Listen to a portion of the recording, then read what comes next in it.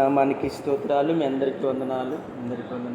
ప్రియమైన దేవుని సంగమా, దేవుని బిడ్డలారా, ప్రభు తన మహాకృప ద్వారా గడిచిన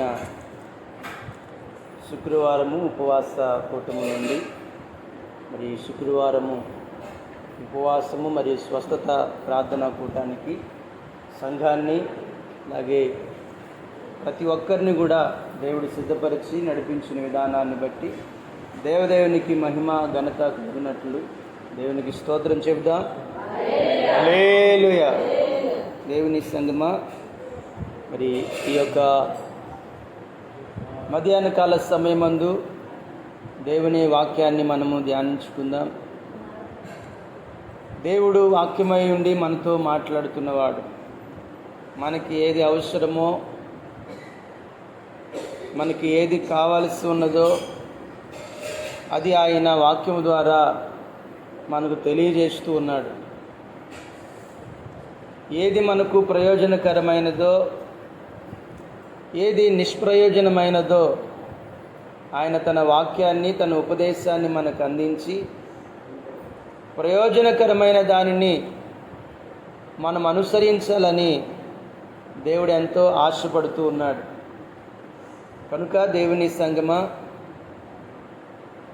నేటి దినమందు ఆయన సన్నిధిన చేరిన మనమందరం కూడా ఆయన మనతో ఏదైతే మాట్లాడుతున్నాడో అట్టి దేవుని ఉపదేశాన్ని మనం విని మన ఆధ్యాత్మిక జీవితంలో దేవుని యొక్క కృపను పొందుకునే వారిగా మనం ఉందాం. దేవునికి స్తోత్రం చెబుదాం. హల్లెలూయా. పరిశుద్ధాత్మ దేవుడు యొక్క మధ్యాహ్న కాల సమయంలో ఆయన మనతో మాట్లాడుతున్న మాట ఏమిటంటే, అలసి ఉన్నటువంటి వారిని తృప్తిపరిచేటువంటి దేవుడుగా ఈ మధ్యాహ్న కాలం ప్రభు మనతో మాట్లాడుతున్నాడు. దేవుని వాక్యాన్ని జ్ఞాపకం చేసుకుందాం. ఇర్మియా గ్రంథము 31వ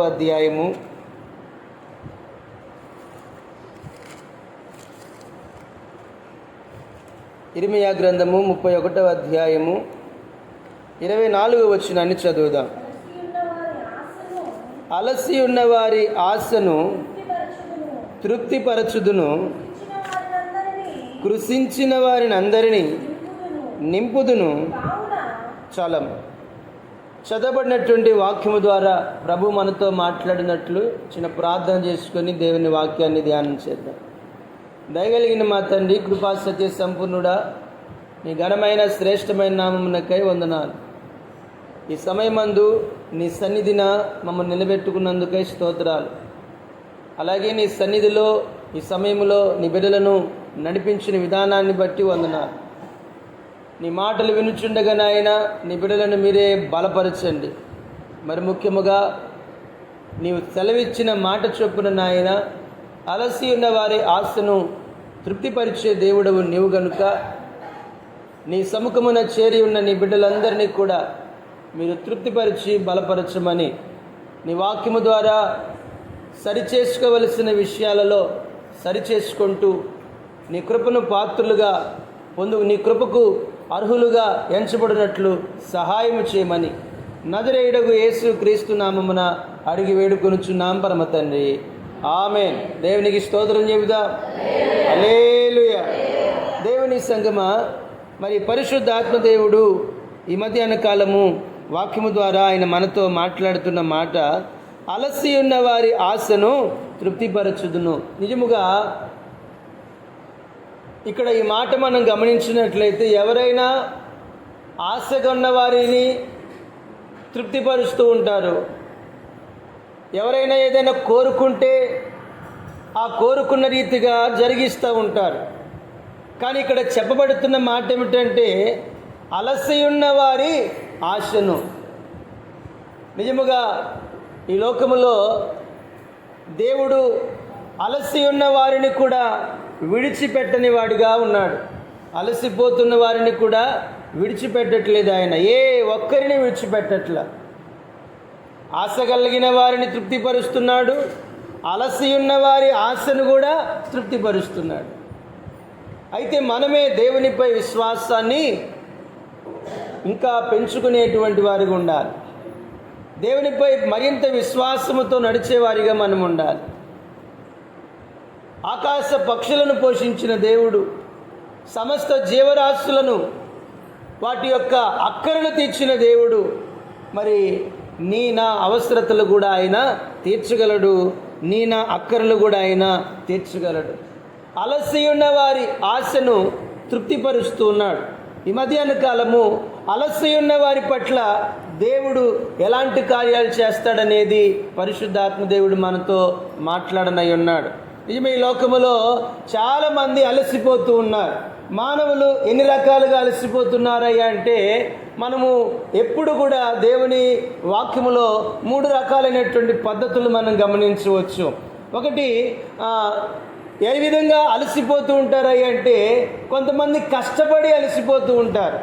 కొంతమంది ఎలా అలసిపోతారంట, కష్టపడి పని చేసో, మరి ప్రయాణం చేసో, మరి బాగా తలకు మించిన భారములు పెట్టుకునో అలసిపోతూ ఉంటారు. కష్టపడి అలసిపోయేటువంటి వారు ఉంటారు.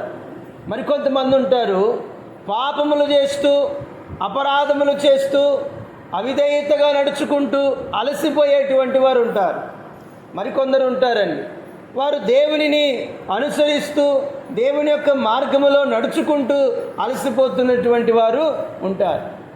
అయితే ఈరోజు మనము ఏ విధంగా అలసిపోతున్నామో ఎరిగి పరీక్షించుకొని దేవుని దగ్గర మనం వేడుకున్నట్లయితే తప్పకుండా అలసి ఉన్న మనలను ఆయన మన ఆశను కూడా తృప్తిపరుస్తాడని వాక్యం ద్వారా దేవుడు మనతో మాట్లాడుతున్నాడు. దేవునికి స్తోత్రం చెబుదా. హల్లెలూయా. బైబిల్ గ్రంథంలో కూడా కొంతమంది అలసిపోయారు. యాకోబు కుమారుడైనటువంటి ఏశావు అలసిపోయాడు.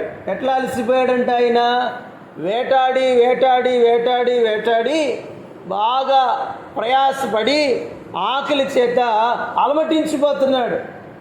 తన తమ్ముడైన యాకోబు దగ్గరికి వచ్చి, అరే బాబు, నేను అలసిపోయాను, నాకు నువ్వు వండుతున్న పదార్థం ఏదో నాకు పెట్టు అంటున్నాడు. మనుషులు ఇలా అలసిపోతూ ఉన్నాం. వేటాడుతూ మన పనులలో మనం పడిపోతూ అలసిపోతున్నాం. కానీ ప్రభువు దగ్గరికి చేరి మన జీవితాల్ని బాగు చేసే ప్రభు దగ్గరికి చేరి మనం ప్రార్థించలేకపోతూ ఉంటాం. ఈ లోకం నిజముగా ఎంత కష్టమైనా భరిస్తూ ఉంటారు, ఎంత అలసటైనా పడుతూ ఉంటారు. కానీ దేవుని దగ్గర మాత్రము ప్రభు దగ్గరికి చేరి ప్రార్థించుకోలేనటువంటి వారిగా కనిపిస్తూ ఉంటారు. ఏశావు వేటాడుటలో అలసిపోయి ఆకలి చేత అలసిపోయాడు. తన జీవితంలో మరి ఎంతగానో బాగా అలసటపడి ఆశీర్వాదాన్ని పోగొట్టుకున్నటువంటి వాడిగా కనబడుతుంది. ఎందుకంటే ఏశావు అలసట పడ్డాడు, తన జ్యేష్ఠత్వాన్ని అమ్ముకున్నాడు. మరి ఈ విధంగా మరి ఆ ఏశావు తను పొందుకోవలసిన దాన్ని పోగొట్టుకున్నట్లుగా చూస్తూ ఉన్నాం. అంతేకాదు, పరిశుద్ధ లేఖనాల్లో మనం చూస్తున్నట్లయితే మరి యెషయా గ్రంథము 47వ అధ్యాయం 13వ వచనంలో స్వయంకృత అపరాధాల వలన అలసిపోయేటువంటి వాళ్ళు ఉన్నారు. వీరు వారి సొంత ఆలోచనల చేత, సొంత నిర్ణయాల చేత అలసిపోయేటువంటి వారిగా కనబడుతున్నారు. యెషయా గ్రంథము 47వ అధ్యాయము 13వ వచనం చదువుదాం. నీ విస్తారమైన యోచన వలన నీవు అలసి ఉన్నావు.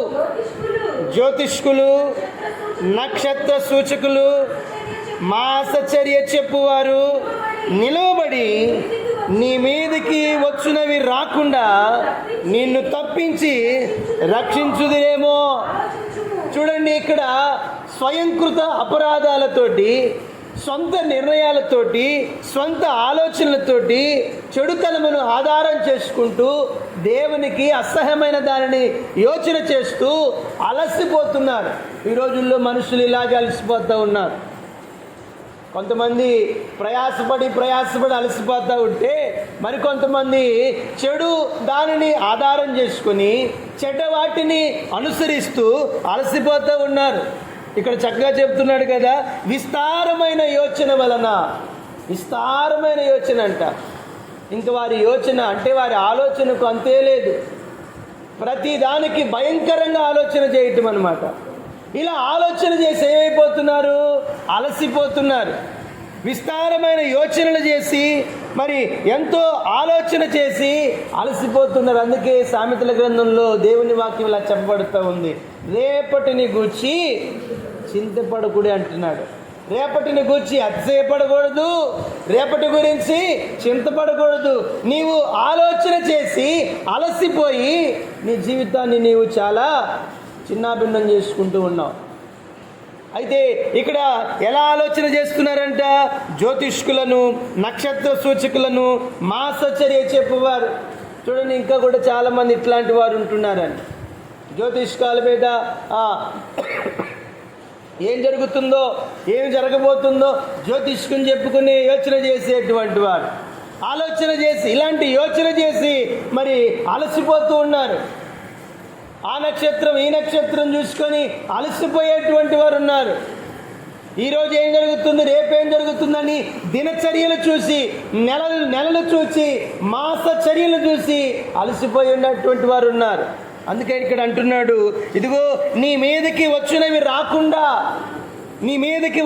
రాకుండా నిన్ను తప్పించి రక్షించుదురేమో, వాళ్ళు అడుగుపో అన్నట్లుగా ఇక్కడ ప్రభు చెబుతున్నాడు. అందుకే ఇక్కడ మరొక మాట మనం గమనిస్తే 15వ వచనం అంటున్నాడు చూడండి, నీవు ఎవరి కొరకు ప్రయాసపడి అలసిపోతివో వారికి కూడా అలాగే. నువ్వు ఎవరి కొరకు ప్రయాసపడి అలసిపోతావో, వేటి మీద ఆశపడి వేటిని ఆధారం చేసుకొని నువ్వు అలసిపోతావో వారికి కూడా అలాంటి పరిస్థితులే వస్తాయి. అందుకే దేవుని బిడ్డలారా గమనించాలి, మనము ఏ విధంగా అలసిపోతున్నామో ఒకసారి పరిశీలన చేసుకోవాలి. ప్రయాసపడి అలసిపోతుంటే, అలాగే చెడుతనము ఆధారం చేసుకొని సొంత నిర్ణయాలు తీసుకొని అలసిపోతూ ఉంటే ఒకసారి గుర్తు చేసుకుందాం మనం, నేను అలా ఉండకూడదు, ఇప్పుడు ఇక మీదట నేను దేవుణ్ణి ఆధారం చేసుకోవాలి అని చెప్పి ప్రభు దగ్గరికి మనం చేరి మనము మొరపెట్టుకున్నట్లయితే ప్రభు మనకు సహాయం చేస్తాడు. దేవునికి స్తోత్రం చేయుదా. హల్లెలూయా. అంతేకాదు బైబిల్ గ్రంథంలో కీర్తనాకారుడు దావీదు కూడా అలసిపోయాడు. ఆయన మాటల్లో కూడా చూద్దాం. 6వ కీర్తన 6వ వచనాన్ని చదువుదాం. నేను మూలుగుచు అలసి ఉన్నాను, ప్రతి రాత్రియు కన్నీరు విడుచుచు. చూడండి, ఈయన కూడా మూలుగుచు అలసిపోయాడంట. ఎందుచేత అలసిపోతున్నాడు ఈయన? బాధ చేత, శ్రమ చేత, ఇబ్బందుల చేత.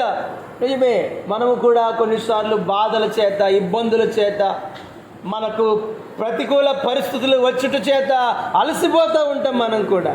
అయితే అలాంటి సమయంలో ఈయన ఏం చేస్తున్నాడంట? ప్రతి రాత్రి కన్నీరు విడుచుచు దేవునికి ప్రార్థన చేస్తున్నాడండి. ప్రియమైన దేవుని సంగమా, కష్టపడుతున్నారు, అలసిపోతున్నారు. ఎంత కష్టపడ్డా రావట్లా, ఫలితం రావట్లా. యేషేవులాగా అట్లాగే సొంత నిర్ణయాల చేత అలసిపోతూ ఉన్నాం. అయితే దేవుని దగ్గర మరి కొంతమంది కొన్ని బాధల చేత అలసిపోతూ ఉంటారు. ఇక్కడ దావీదును గమనించినట్లయితే దావీదు తనకున్నటువంటి బాధల చేత మూలుగుచు అలసిపోతున్న సమయంలో ఆయన దేవునికి ఏం చేస్తున్నాడంట? ప్రతి రాత్రి కూడా కన్నీరు విడుచుచు ప్రార్థన చేస్తున్నాడు. మరి అలాంటి ప్రార్థన ఆలకించి అలాగా మరి అలసిపోతున్నటువంటి దావీదుని దేవుడు విడిచిపెట్టాడా అంటే విడిచిపెట్టలేదు. దావీదుకి దేవుడు మేలు చేశాడు. దేవునికి స్తోత్రం చెబుదా. హల్లెలూయా. అందుకే ఈ యొక్క సమయంలో గుర్తు చేసుకుందాం, అలసిన వారిని దేవుడు ఏం చేస్తున్నాడయ్యా అంటే బలపరుస్తున్నాడు. చెప్పండి, అలసిన వారిని దేవుడు ఏం చేస్తున్నాడంట? బలపరుస్తున్నాడు. చూడండి, దేవుని వాక్యాన్ని జ్ఞాపకం చేసుకుందాం. కీర్తన భాగము 68వ కీర్తన 9వ వచనాన్ని చదువుదాం.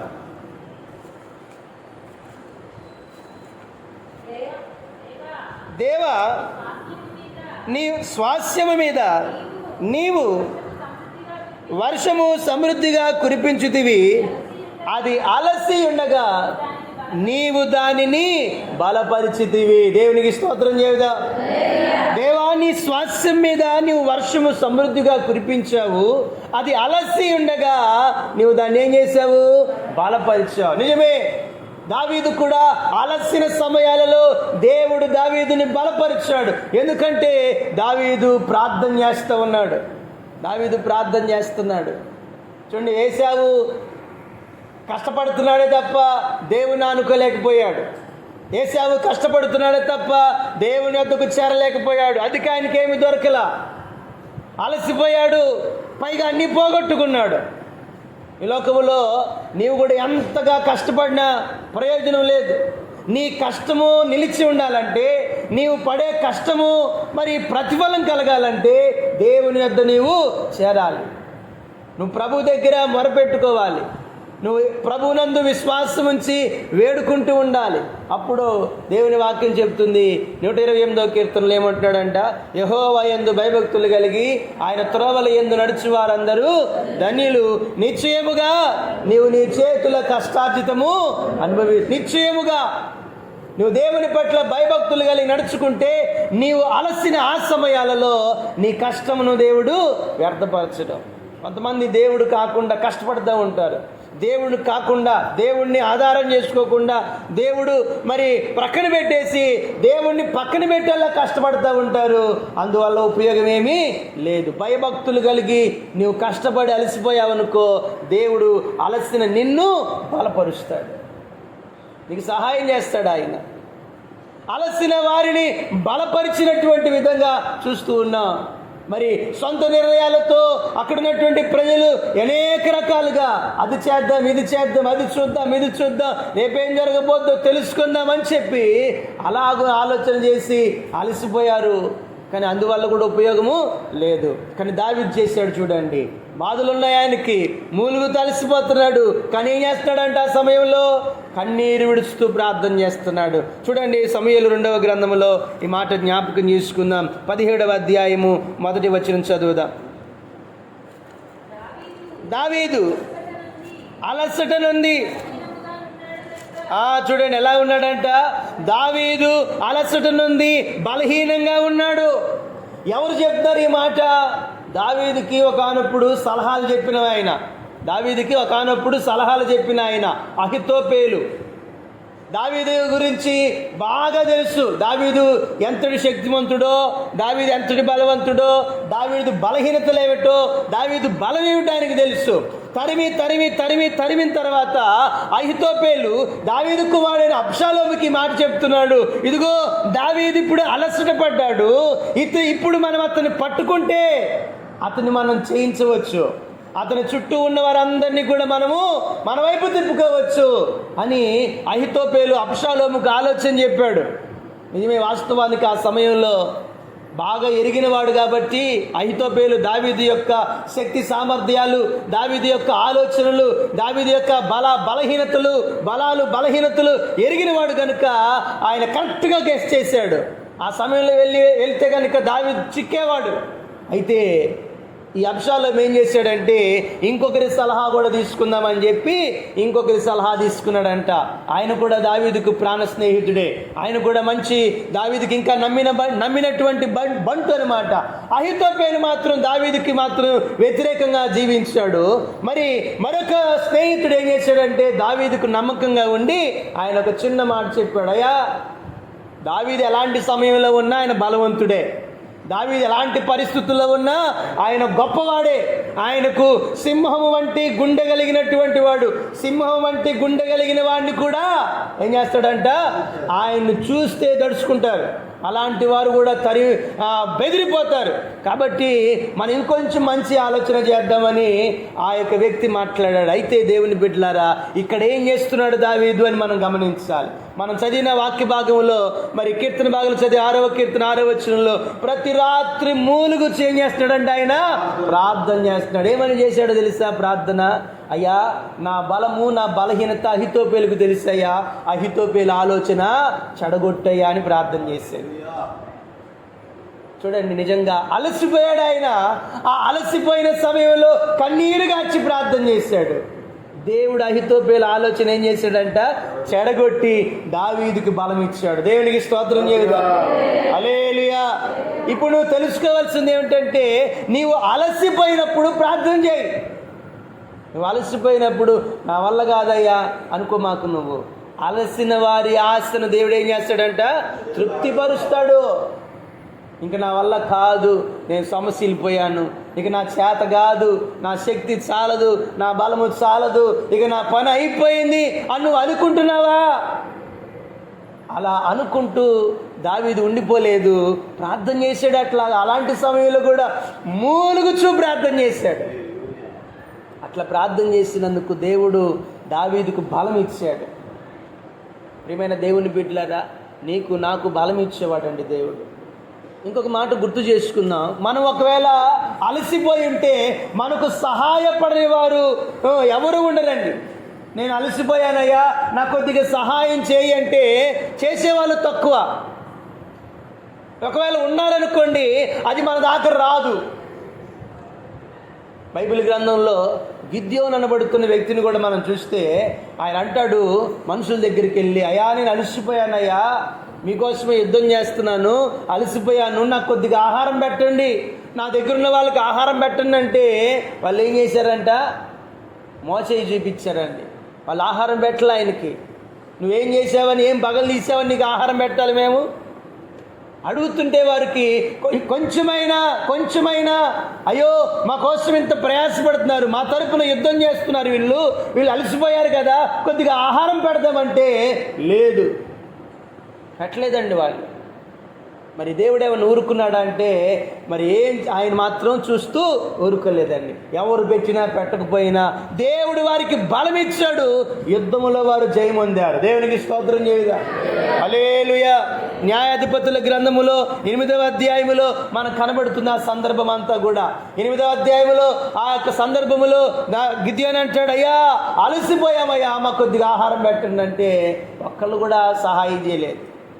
ఒక ఊరోళ్ళని అడిగాడు, వారు పెట్టలేదు. ఇంకో ఊరోళ్ళని అడిగారు, వారు పెట్టలేదు. కానీ దేవుడి దగ్గరే మొరపెట్టుకున్న వాళ్ళు కూడా యుద్ధంలో గెలుపొందారు. దేవుడు వారికి సహాయం చేశాడు. అలసి ఉన్నప్పటికి కూడా, తిండి తిప్పలు లేకపోయినప్పటికి కూడా దేవుడు వారికి బలం ఇచ్చాడు. అందుకే దేవుని వాక్యం అంటుంది బైబిల్లో, యేసుప్రభు వారి యొక్క సందర్భంలో మనం చూస్తాం. అపవాది యేసయ్యను శోధిస్తున్న సందర్భంలో యేసుప్రభు వారు అంటాడు, మనుష్యుడు రొట్టె వలన కాదు కానీ దేవుని నోట నుండి వచ్చు ప్రతి మాట వలన జీవిస్తాడని. దేవునికి స్తోత్రం చేయుదా. హల్లెలూయా. ఈరోజు నీవు అలసిపోయి ఉంటే నీకెవరు పెట్టకపోవచ్చు, కానీ నీ దేవుడు మాత్రం నీకు బలం ఇస్తాడు. దేవునికి స్తోత్రం చేయుదా. నీవు మొరపెట్టుకున్నప్పుడు, నీవు విశ్వసించినప్పుడు, నీవు ఆయన దగ్గర చేరి బతిమాలుకున్నప్పుడు, ఎవరు పెట్టినా పెట్టకపోయినా ఆయన మాత్రం తన వాక్కును పంపి నీకు బలం ఇస్తాడు, నీకు శక్తిని ఇస్తాడు, నీకు ఆరోగ్యాన్ని ఇస్తాడు. అలసి ఉన్నవారు, దావీదు అలసిపోయి ప్రార్థన చేస్తున్నారు. కాబట్టి మనం కూడా అలాగున దేవుని దగ్గర మొరపెట్టుకోవాలి. అలసి ఉన్న వారిని ఏం చేస్తున్నాడు? దేవుడు బలపరుస్తాడు. ముందుగా చదువుకున్నట్లుగా మరి ఒక మాట ఏంటంట, అలసి ఉన్న వారి ఆశను దేవుడు తృప్తిపరుస్తాడు. ఈ మాట రెండవ మాట అన్నమాట. అలసిన వారి ఆశను దేవుడు తృప్తిపరుస్తాడు. మొదట బలపరుస్తున్నాడు, రెండవది ఏం చేస్తున్నాడు? తృప్తిపరుస్తున్నాడు. అలసినట్లు ఎలా తృప్తిపరుస్తున్నాడు? ఎట్లా తృప్తిపరుస్తాడంటే గొప్పగా అండి. నీవు ఇక అది నీ జీవిత కాలంలో మరిచిపోలేనంతగా దేవుడు నిన్ను తృప్తిపరుస్తాడు. పరిశుద్ధ గ్రంథంలో అలసిపోయాడు ఒక ఆయన. 24 ఏళ్ళు అయిపోయింది, 25 ఏళ్ళు అయిపోయింది అని అలసిపోయి మనసులో అనుకుంటున్నాడు, ఇంకేముందిలే, ఇచ్చినా ఇవ్వకపోయినా పర్లేదులే, అలసిపోయి మాట అనుకుంటున్నాడు. ఇదిగో నా ఇంటికి దమస్కు ఎలియాజరే నా ఇంటి అంతటికి కూడా వారసుడు అనుకొని అలసిపోయాడు ఆయన. అలసిపోతుంటే ప్రభు వచ్చాడండి. వచ్చి అబ్రహామును దర్శించాడు. ఆ అబ్రహామును దర్శించినప్పుడు ఆ ప్రభువుని చూడగానే ఎక్కడ లేని ఓపిక వచ్చేసింది. ఓపిక వచ్చి పరిగెత్తుకుంటూ వెళ్ళిపోయి పాదాభివందనం చేసేసి అడుగుతాడు కదా, అయ్యా మీ దాసుని దాటిపోవద్దు, ఇదిగో మీరు ఇక్కడికి వచ్చి కాసేపు కూర్చొని ఏం తీర్చుకోమంటున్నాడు? అలసట తీర్చుకోయ్యా, నువ్వు కొంచెం అలసట తీర్చుకో. ప్రభు అనుకున్నాడు అప్పుడు, నా అలసట నేను తీర్చుకుంటా, కానీ నువ్వు కూడా చాలా అలసిపోయావు కదా, నీకు ఒక మాట చెప్తానని చెప్పి ఇంటికి వచ్చాడండి. చూడండి, ఆదికాండంలో దేవుని మాటను జ్ఞాపకం చేసుకుందాం. ఆదికాండం 18వ అధ్యాయము మొదటి వచనం చదువుతా. మరియు మమ్రే దగ్గరనున్న సింధూర వనములో అబ్రహాము ఎండవేళ గుడారపు ద్వారమందు కూర్చొని ఉన్నప్పుడు యెహోవా అతనికి కనబడెను. అతడు కళ్ళెత్తి చూచినప్పుడు ముగ్గురు మనుషులు అతని ఎదుట నిలవబడి ఉండిరి. అతడు వారిని చూచి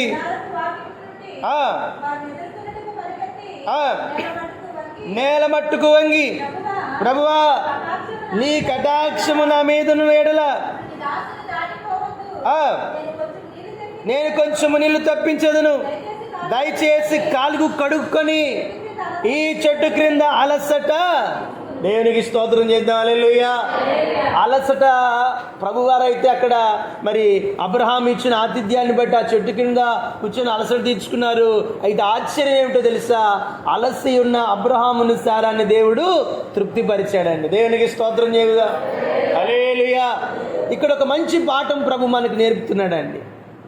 శారీరకంగా బలంగానే కనబడుతున్నారండి. వృద్ధాప్యంలో ఉన్నప్పటికీ కూడా ఆ వయస్సు కొంచెము ఆ వయస్సుని గురించి అక్కడ మాట్లాడుతుంటే 100 సంవత్సరాలకి వారికి ఏమైపోయింది? ఆ అబ్రహాముకి మరియు శారమ్మ గారికి 90 ఏళ్ళు వచ్చేసరికి శరీర ధర్మం ఏమైపోయిందంట? ఉడికిపోయిందంట. ఇక ఆ శరీర ధర్మం అనేది నిలిచిపోయింది. స్త్రీ ధర్మము నిలిచిపోయింది, శరీర ధర్మం ఉడికిపోయింది. ఇంకా అంతే బ్రతుకు, అంతే. ఇక ఎన్నేళ్ళైనా అట్ట బతుకుండటమే. అయితే అలాంటి సమయంలో వారు అలసిపోయినప్పటికి కూడా దేవుడు వారి దగ్గరికి వచ్చినప్పుడు వారు ఎలా పనిచేశారంట? ఆసక్తిగా పనిచేశారు. అయితే దేవుని బిడ్డలారా, ఇందాక దావీదు గురించి మనం మాట్లాడుకున్నాం. అతడు అలసిపోయినప్పటికి కూడా ఏం చేస్తున్నాడు? ప్రార్థన చేస్తున్నాడు. ఇప్పుడు వీరు కూడా అలసిపోయి ఉన్నప్పటికి కూడా వీరు ఎలా ఉన్నారు? ఆసక్తిగా ఉన్నారు. ఈరోజు నువ్వు గుర్తుపెట్టుకోవాల్సిన మాట ఏమిటంటే, నీకు కూడా బాధల వల్ల అలసిపోయావు సరే, ప్రయాసపడి అలసిపోతున్నావు సరే, కానీ ప్రార్థన విషయంలో మాత్రం అలసిపో మాకు. దేవునికి స్తోత్రం చేయుదా. హల్లెలూయా. నీవు కూడా నీ ఇబ్బందులతో అలసిపోయావు సరే, కష్టాల చేత అలసిపోయావు సరే, మరి నీ జీవితంలో కొరతల వలన అలసిపోయావు సరే, కానీ ఆసక్తి విషయంలో మాత్రం నీవు అలసిపో మాకు. అబ్రహాము శారాలు చేసిన పని అదే. వారు అలసిపోకుండా, వారి హృదయాలేమో అలసిపోవచ్చు, కానీ వారి యొక్క అంతరంగము దేవుని యొక్క మాట వాగ్దానం వారికి ఇంకా నెరవేరకపోతే ఆ బాధ వారి హృదయంలో ఉండి అలసిపోయి ఉండొచ్చు, కానీ ఆసక్తి విషయంలో మాత్రం అలసిపోలేదండి. అందుకే వారి యొక్క ఆసక్తిని, వారి ఆర్భాటాన్ని ప్రభు చూచి అలసి ఉన్న వారి ఆశను దేవుడు తృప్తిపరిచాడండి. ఇదిగో మీదటికి అమ్మాయి మీదటికి నీ కౌగిట్లో కుమారుడు కలుగుతాడు. దేనికి స్తోత్రం చేయుదా. హల్లెలూయా. వారి ఆశను దేవుడు తృప్తిపరిచాడండి. 24 ఏళ్ళు చూసాము, ఈ సంవత్సరానికి వచ్చేస్తారంట, ఈ సంవత్సరానికి పడిపోతారంట, ఏంటి అనుకోలేదండి వారు. విశ్వాసం అండి.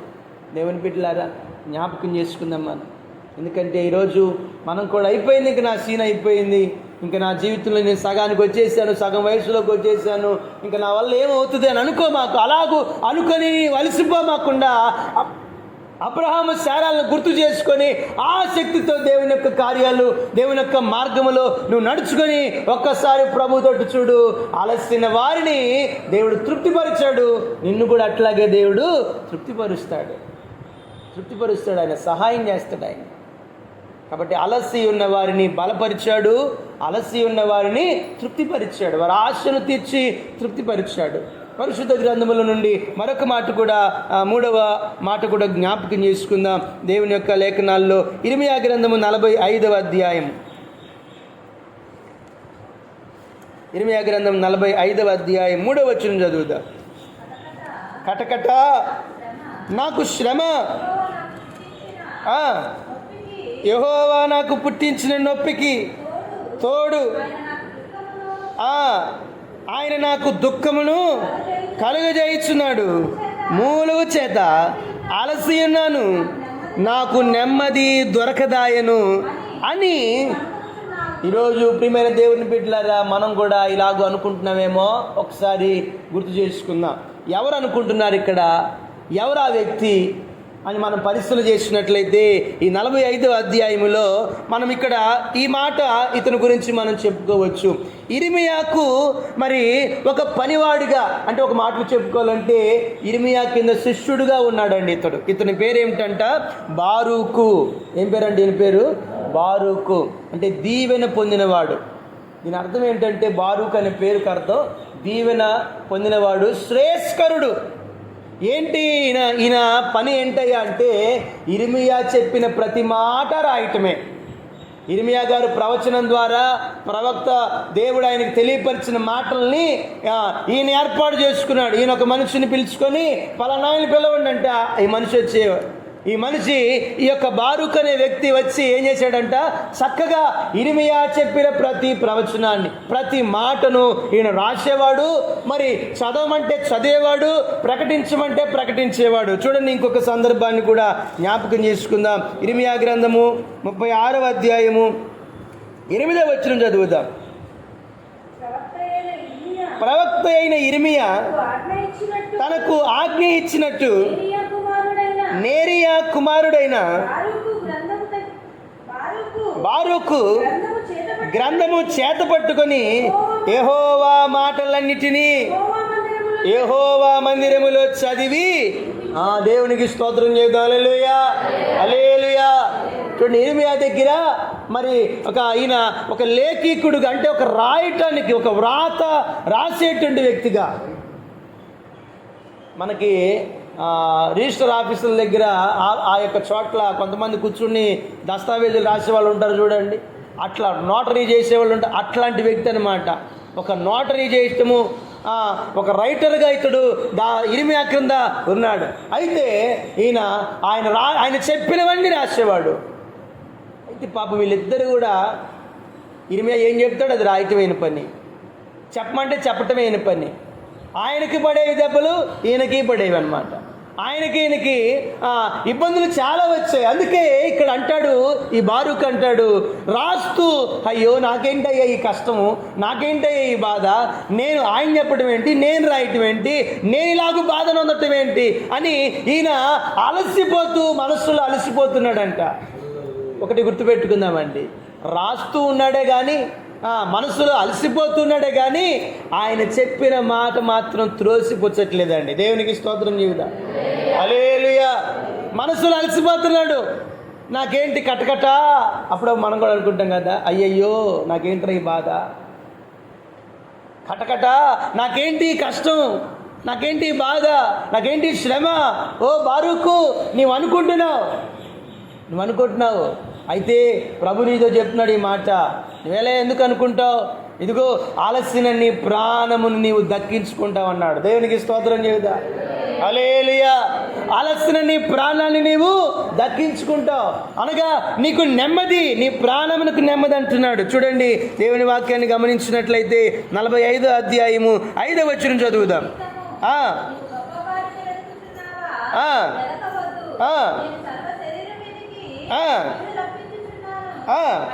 అయితే నీవు వెళ్ళు స్థలములన్నిటిలో దోపుడు సొమ్ము దొరికినట్టుగా నీ ప్రాణము నీకు ఇచ్చుచున్నాను. చూసారా, దోపుడు సొమ్ము దొరికినట్టుగా నీ ప్రాణాన్ని నీకు ఇస్తున్నా. నీ ప్రాణానికి నేను నెమ్మదిని ఇస్తున్నా. అలసి ఉన్న నీ ప్రాణమునకు నెమ్మది నేను ఇస్తున్నా. బారూకు ఉన్నట్లు మనం కూడా ఉండాలండి. బారూకు ఉన్నట్లు ఉండాలి. తన హృదయంలో అలసిపోతున్నాడు, నాకేంటి బాధ అనుకుంటున్నాడు మనసులో. కానీ ఇర్మియా చెప్పిన మాట రాస్తా ఉన్నాడు, ప్రకటించమన్నప్పుడు ప్రకటిస్తూ ఉన్నాడు. మీరు 45వ అధ్యాయంలో కూడా మొదటి వచనం చదివితే ఈ మాటలు రాయి అని చెప్తున్నప్పుడు ఆ మాటలు రాస్తూ ఉంటే మరి ఈయన మనసులో బాధపడుతూ ఉన్నాడు. మనసులో ఈయన చాలా కుమిలిపోతూ ఉన్నాడు. అయితే దేవుడు ఆ బారూకును బలపరుస్తున్నాడు. ఇదిగో ఆలస్యం నీ ప్రాణాన్ని నేను, ఇదిగో నీ ప్రాణమును కాపాడుకుంటావు, దక్కించుకుంటావు, నీ ప్రాణానికి నెమ్మది. ఈరోజు నువ్వు కూడా దేవుని సన్నిధిలో నువ్వు దేవుని మాట వింటూ నడుచుకో. నీ హృదయంలో మరి నువ్వు కృంగిపోవచ్చు, కుమిలిపోవచ్చు. ఈ మాట గుర్తుపెట్టుకో, అలసి ఉన్నవారి ఆశను తృప్తిపరుస్తున్నాడు ఆయన. అలసి ఉన్నవారిని నెమ్మదినిస్తున్నారు వారికి. ఆయన సన్నిధానంలో చేరిన మనము, నీవు కూడా నీ యొక్క సొంత ప్రయత్నాల చేత నువ్వు అలసిపోతుంటే మార్చుకొని దేవుని తట్టు తిరుగు. దేవుడిని ప్రక్కన పెట్టి ప్రయాసపడుతూ అలసిపోతుంటే ఆ పద్ధతి కూడా మార్చుకో. మరి ఏం చేయాలయ్యా అంటే, కష్టం వచ్చినా, బాధ వచ్చినా, ఇబ్బందులు వచ్చినా, మూలుగుతున్నా, ఇదిగో ప్రార్థన చేయి. నువ్వు అలసిపోయావు కదా నీ బాధల చేత, ప్రార్థన చేయి. దేవుడు నీకు నిన్ను బలపరుస్తూ ఉంటాడు. నువ్వు అలసిపోయావా, ఆసక్తి కలిగి ఇంకా ఆసక్తి చూపు. అలాగే నీ హృదయంలో నీవు అలసిపోవచ్చు, కానీ ఆయన మాట మాత్రం నీవు రాస్తూ ఉండాలి. అనగా ఆ మాట నీవు ధ్యానం చేస్తూ ఉండాలి. దేవుని మాట నువ్వు విని నడుచుకుంటూ ఉండాలి. ప్రవక్త చెప్పినట్లుగా చేస్తూ ఉండాలి.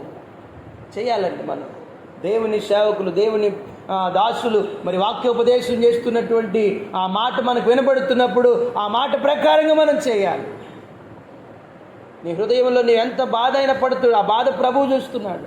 ఆ కష్టం ప్రభువు చూస్తున్నాడు. ఆ శ్రమ ప్రభువు చూస్తున్నాడు. దాని అంతటినీ కూడా దేవుడు నీకు నెమ్మదినిస్తూ ఉంటాడు. అనుసరించి నడవాలి. వినాలి. బారూకు విన్నట్లు, చెప్పినట్లు చేస్తున్నట్లుగా నువ్వు కూడా అలాగే చేయాలి. కష్టమైనా నువ్వు ఆ పని చేయి. దేవుడు నీకు దక్కించుకుంటావు. నీ ప్రాణాన్ని నువ్వు దక్కించుకుంటావు. బైబిల్లో యేసుప్రభు దగ్గరికి ధనవంతుడు వచ్చాడు. యవనస్తుని ధనవంతుడు వచ్చాడు. అతనితో ఏమంటున్నాడంటే, ఆ యవనస్తుని ధనవంతుడు యేసు దగ్గరికి వచ్చి, బోధకుడా, నిత్య జీవానికి వారసుడు అవటానికి నేనేం చేయాలని అడిగితే ఆయన అన్నాడు కదా, కింద నుంచి పైదాకా చూసి, నీకు ఇంకా ఒకటి కొదువుగా ఉంది నాయన అన్నాడు. ఏంటది అంటే, నీకు కలిగినవన్నీ అమ్మి పేదలకు ఇచ్చి నన్ను వెంబడించు అన్నాడు. ఆ ధనవంతుడు యవనస్తున్న ధనవంతుడు మిక్కిలి వ్యసన పడ్డాడంట. కష్టపడి మనసును కష్టపెట్టుకున్నాడు. పెద్ద చెప్పొచ్చావులే అనుకొని వెళ్ళిపోయాడంట. ఆయన వెంబడించలేకపోయాడు. దేవుని బిడ్డలారా, మన జీవితాల్లో మనం దేవుని మాట విని నడుచుకుంటున్నప్పుడు నెమ్మది, మన ప్రాణానికి నెమ్మది. జక్కయ్యకు నెమ్మది లేదండి. జక్కయ్యకు ఉద్యోగం ఉన్నా నెమ్మది లేదు. జక్కయ్యకు ఆస్తులున్నా నెమ్మది లేదు. జక్కయ్యకు ఎన్ని కలిగి ఉన్నా కూడా నెమ్మది లేదు. కానీ ఆ జక్కయ్య యేసయ్యను చేర్చుకున్నప్పుడు, యేసయ్య మాట విన్నప్పుడు, యేసయ్య దగ్గర సమర్పణ చేసుకున్నప్పుడు ఆయన ప్రాణానికి నెమ్మది వచ్చింది. కాబట్టి అలసిన వారి జీవితాల్లో దేవుడు నెమ్మదిని కలగజేస్తాడు. ఈ మధ్యాహ్న కాలం ప్రభు మనతో మాట్లాడుతున్న ఆయన మాటను మన హృదయంలో భద్రపరుచుకొని, నీవు అలసిపోయిన ఎడల దావీదు గుర్తు తెచ్చుకో, అబ్రహామును గుర్తు తెచ్చుకో, బారూకును గుర్తు తెచ్చుకో. వారు ఏం చేస్తున్నారో చూడు ఒకసారి. వారు ప్రార్థన చేస్తున్నారు, వారు ఆసక్తి చూపుతున్నారు, వారు ప్రవక్త చెప్పినట్లుగా నడుచుకుంటున్నారు. నీవు కూడా అలాగూ నడుచుకో. అలసిన నిన్ను కూడా దేవుడు బలపరుస్తాడు, తృప్తిపరుస్తాడు, నెమ్మదినిస్తాడు. దేవుడు మన అందరినీ కూడా అలసి ఉన్న, మనము ఆయా పరిస్థితుల్లో, ఆ యొక్క బాధలలో అలసిన మనందరినీ కూడా దేవుడు తృప్తిపరిచి, బలపరిచి, నెమ్మదిపరచునుగాక. ప్రార్థన చేసుకుందాం. తలలు వంచండి. దయగలిగిన మా తండ్రి, కృపా సత్య సంపూర్ణుడా, నీ ఘనమైన శ్రేష్టమైన నామమునకై వందనాలు. ఈ మధ్యాహ్న కాలము నీ సన్నిధానంలో చేరిన మాతో కూడి ఉన్న సంఘముతో మీరు మాట్లాడిన మాట ప్రభువా, అలసి ఉన్న వారి ఆశను తృప్తిపరుస్తున్నానని మాట్లాడారు. నిజమే, పరిశుద్ధ గ్రంథమందు కొందరు అలసి ఉన్నారు ప్రభువా. వారు అలసినప్పటికీ ప్రార్థనలో అలేయలేదని, ఆసక్తిలో అలసిపోలేదని, ప్రవక్త చెప్పినట్లు చేయుటలో అలసిపోలేదని, వారి జీవితాలని మీరు నెమ్మదిపరిచి, వారి జీవితాలని బలపరిచి, వారి జీవితాలను తృప్తిపరిచేవని ఈ మధ్యాహ్న కాలం మీరు మాతో మాట్లాడారు ప్రభువా. అలాగున తండ్రి, మేము కూడా నడుచుకోవటానికి కృప చూపించమని నజరేయుడగు యేసు క్రీస్తు నామమున అడిగి వేడుకొనుచున్నాం పరమ తండ్రి. ఆమేన్.